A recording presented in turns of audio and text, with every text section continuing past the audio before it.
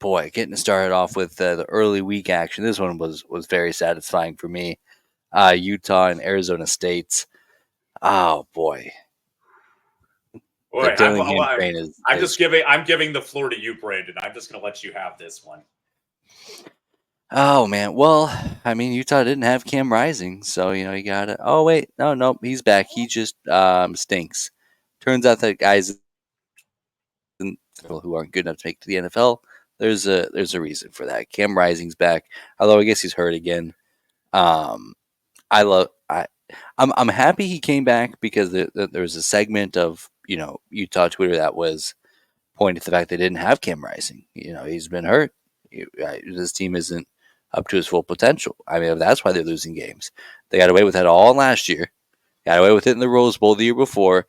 I mean, I think he even got hurt in the Rose Bowl before that too. But now it's just like, okay, well, that's who he is. This keeps happening. Same folks who, and I mean, we'll get into this game later, but who are talking about, oh, Kansas State beat Hunter. Yeah, because Travis Hunter always gets hurt. That's part of his game. He's never gotten through a season healthy before. Like, that's who they are. Yeah. Shout out Jalen Daniels, who stayed healthy all year. Now he just stinks, but he's healthy.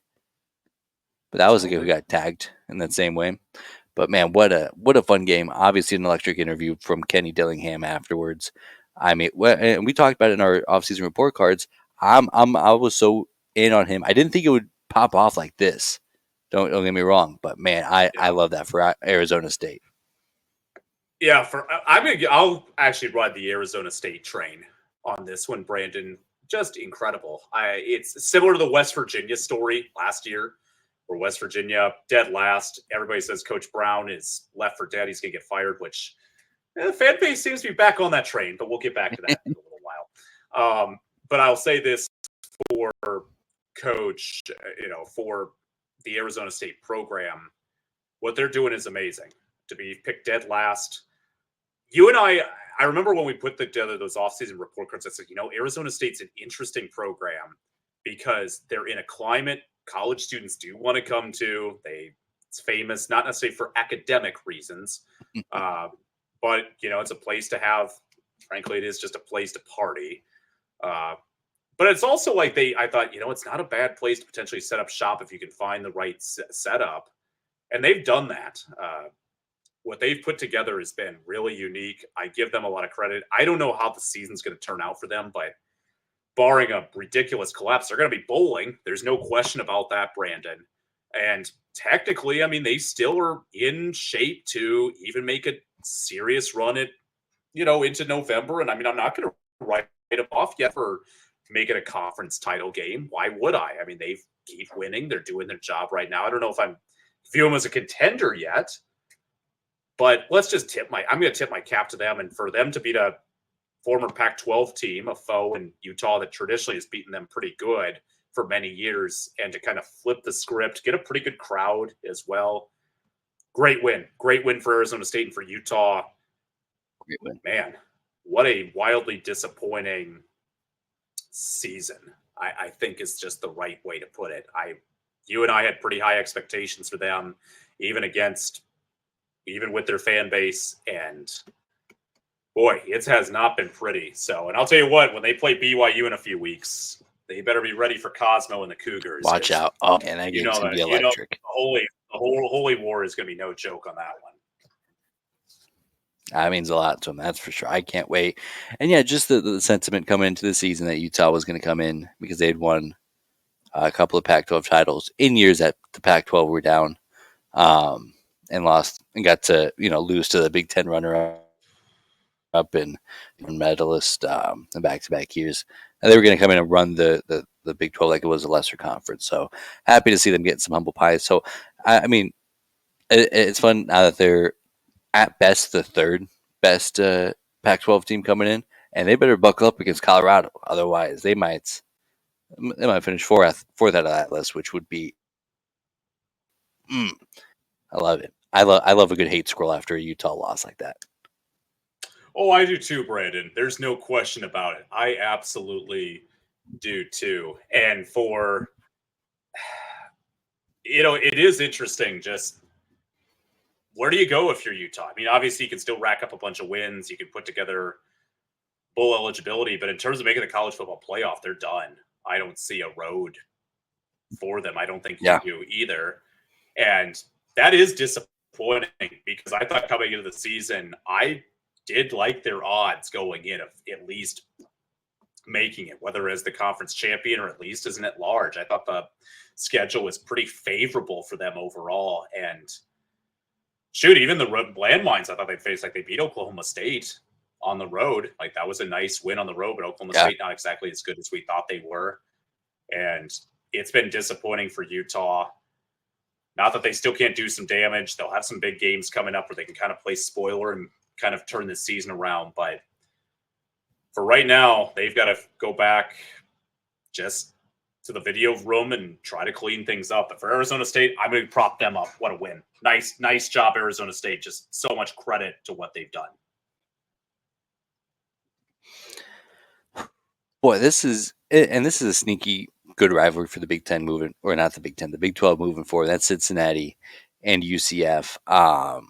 Boy, it felt like my eyes aren't catching up to Cincinnati yet, but Cincinnati's having a really good year. They're 4-2. We both picked them to beat UCF, which I know hurt our hearts to pick against the great Arthur Gustavo Malzahn III. But boy, they have put together a good season. We were just kind of hoping, like, just show us something that Satterfield has grip on what's happening. And I mean, through 6 games, now they could implode and prove me wrong here, but they've already proved that. I mean, that's a big win on the road against probably their biggest rival in the Big 12. I mean, maybe them in West Virginia, but I mean, they had some good, real competitive battles when they were in the AAC. So I mean, that's a big win. I'm really stoked. I was really disappointed to see Cincinnati come in and struggle the way that they did last year. So I'm happy that it was just hopefully just some first year growing pains. Yeah, it seems. And you and I were talking about report cards before. We were pretty harsh on Cincinnati. I was harsh on Very harsh. Cincinnati. I Yeah. was definitely harsh. Very, I think, a pleasing win over the weekend. We just talked about their basketball program as well, kind of doing some positive stuff in the offseason, having expectations going in. This is a good win for the football program. Kind of a weird game, too, just with all the hurricane drama and stuff bad stuff happening down there. A tough loss at home, though, for our beloved Gustavo. Yeah, they might be in some Got a trouble. feel for him. I'm always going to be on the Gus Malzahn train. I love that guy so much. I don't know why. He just cracks me up so much. But a tough loss for them at home, but for Cincinnati, it's kind of similar to Arizona State. These are really productive wins. These are good wins. These are the type of wins that continue to build programs in this era where, well, not just that you have to recruit well, you also have to have donors that are interested in investing in your program with NIL money and all that. These are the type of wins that make donors kind of like, hey, they are building something positive. We do believe in this coaching staff. And that helps get that train rolling for sure.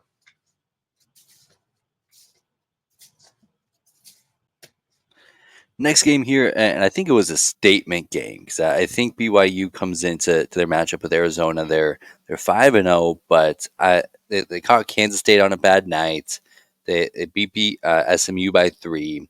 They beat Baylor by a touchdown. They just haven't been impressive. They've won all their games, which is that in and of itself is impressive.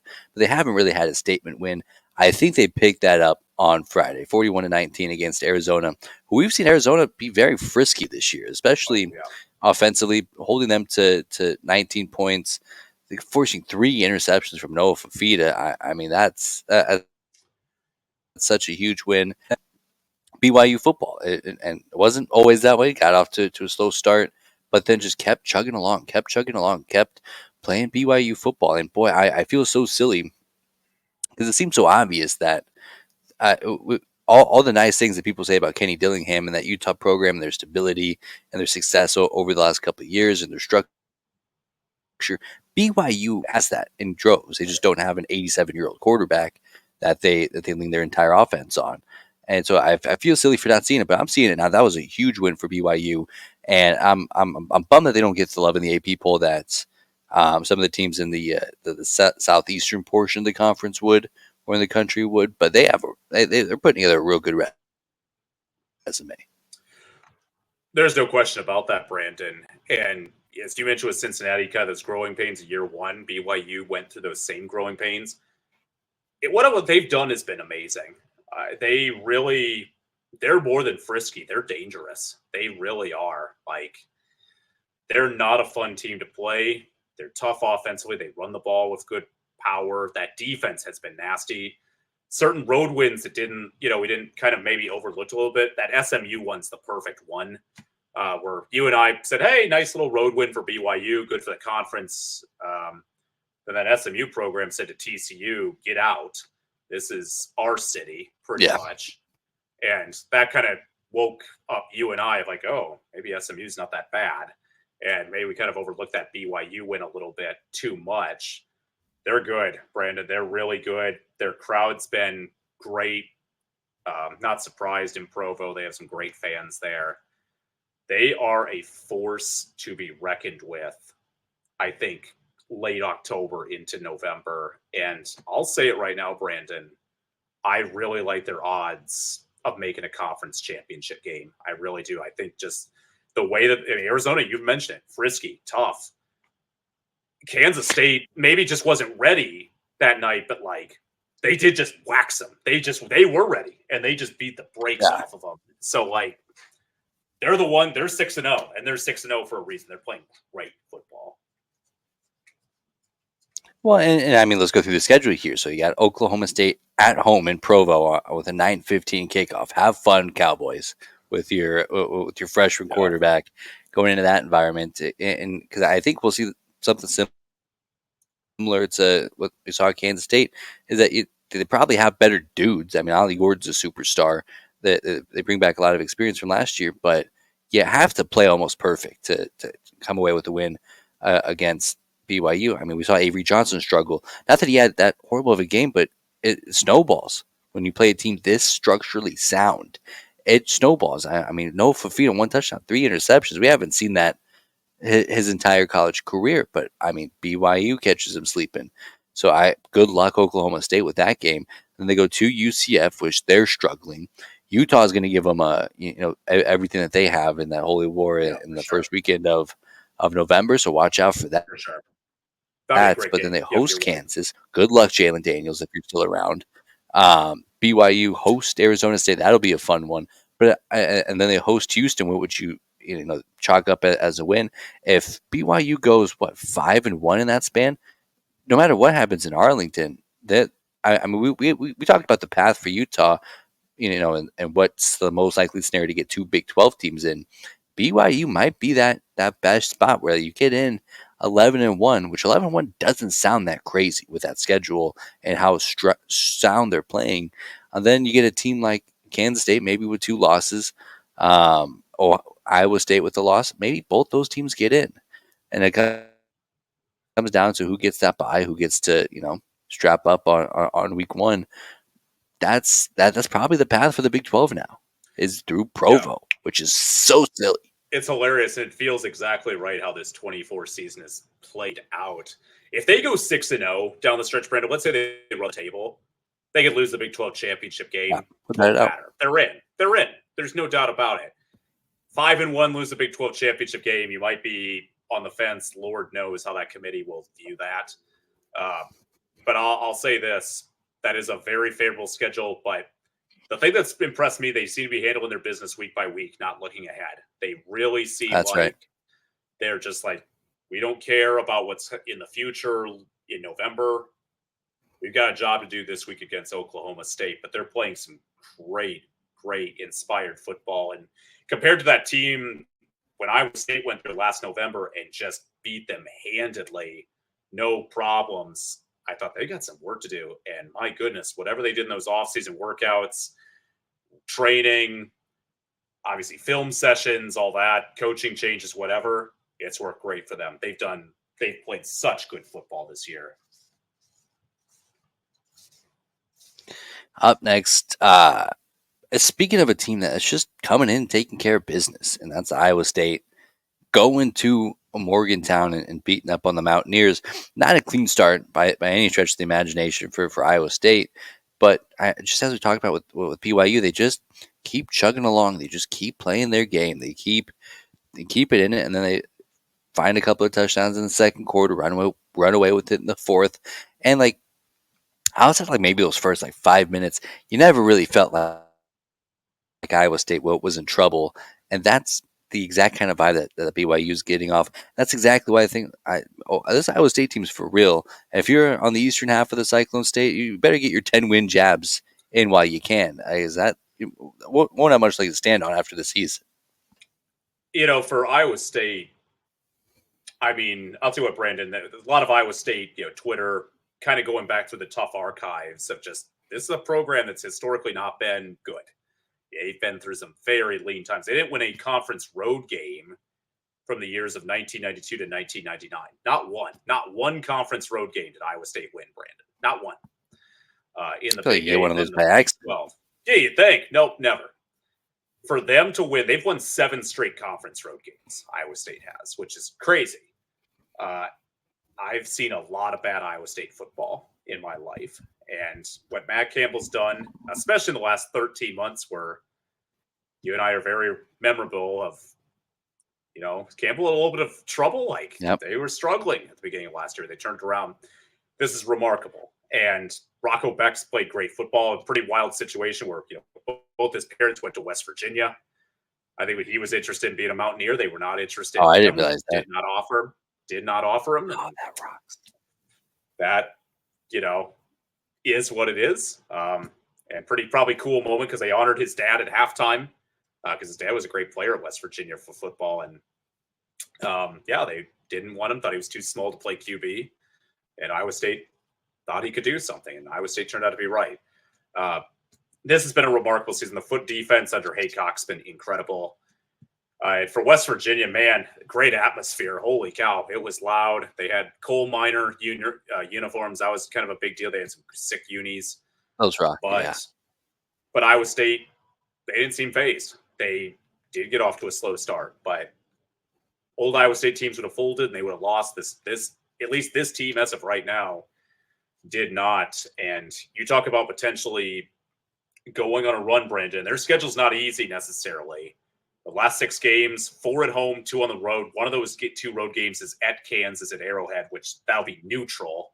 And Iowa State fans are going to show up. I bet. Yeah. And Utah's the other road game, which that could be a very interesting game in Salt Lake City late November. But, they still have to play K-State. They still have to play Texas Tech at home. Those are 2 tough home games, no question. Even UCF this week, I'm not taking that for granted. Good night. They can do some damage, but it's special. And as an Iowa State fan, I've just got to treasure it because this just does not happen, Brandon. You're absolutely right. Is Rocco Beck the second best quarterback in the conference? I think he got it tip the catch to Shooter Sanders, unfortunately, but is Rocco Beck next up? Rocco Beck might be next up, Brandon. And he's got some great tailbacks, too. I mean, good night. Iowa State's running backs have been amazing. He's got weapons. Yeah. It's been amazing to see. That's a good point. That offense was unwatchable 2 years ago, worst in the conference, one of the worst in the country. So them to kind of flip it, find all that talent, and the defense just continues to just be devastating for anybody that faces them. And they're depleted, like at the linebacking position. They just find next man up. They just keep on cruising, Brandon. It's been a special year for Iowa State fans, and I don't know how it's going to end up. And again, in the old college football world, should I be concerned and say, shoot, we could go undefeated, win our conference championship game, and I still feel like I'm not sure we can get in this new era. Hey, boys, run the table. You're in. Like, it's easy really breezy. that simple. That's what I think makes this more exciting is knowing you actually have a shot. Just win your conference championship, make the playoffs. So that's part of the fun. That's part of the fun of this season. It's got to get to that magic number 12. That's all you got to think about. To get that 12th win, you can count on a playoff spot. No, and I mean, it's important to go that way for sure. That's right. Last Big 12 game of the slate. I could not believe I stayed up this late watching. I'm like, boy, that the hate scroll doesn't get any better than a Colorado um, comeback choke job, kind of. They host Kansas State. Kansas State kind of looks like they're taking it to them early on. Dylan Edwards gets a score. Shout out Dylan Edwards.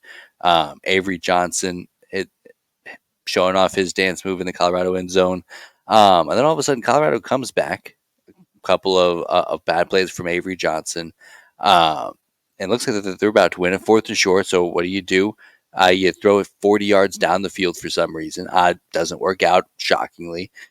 Kansas State survives, and the hate scroll was great. Shiloh Sanders stinks.